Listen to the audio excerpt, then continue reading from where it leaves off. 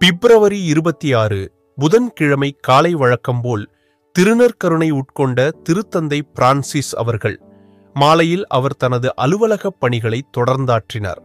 பிப்ரவரி 26 இப்புதன்கிழமை மாலை திருத்தந்தை பிரான்சிஸ் அவர்களின் உடல்நிலை குறித்து பின்வரும் அறிவிப்புகளை வழங்கியுள்ளது திருப்பீடச் செய்தி தொடர்பகம். திருத்தந்தை பிரான்சிஸ் அவர்களின் சிறுநீரகப் பிரச்சினைகள் குறைந்துவிட்ட நிலையில் அவரது உடல்நிலையில் தொடர் முன்னேற்றமிருந்து வருகிறது.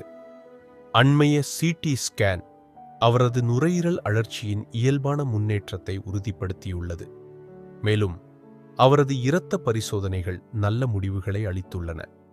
மதியம் அவர் தனது திருப்பீட நிர்வாக பணி அலுவல்களை தொடர்ந்த போதிலும் அவரது உடல்நிலை மருத்துவ கணிப்புகளுடன் தொடர்ந்து கண்காணிக்கப்பட்டு வருகிறது. மேலும் திருத்தந்தைக்கு வழங்கப்பட்டு வரும் ஆக்சிஜனின் அளவு அதிகரிக்கப்பட்டுள்ளது.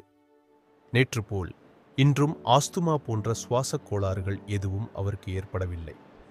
சுவாச உடலியக்க பைசியோதெரபி மருத்துவ சிகிச்சை தொடர்கிறது. அவரது உடல்நிலையில் சிறிதளவு முன்னேற்றம் ஏற்பட்டுள்ள அதேவேளை மருத்துவர்களால் அவர் தொடர்ந்து கண்காணிக்கப்பட்டு கொண்டு வருகிறார்.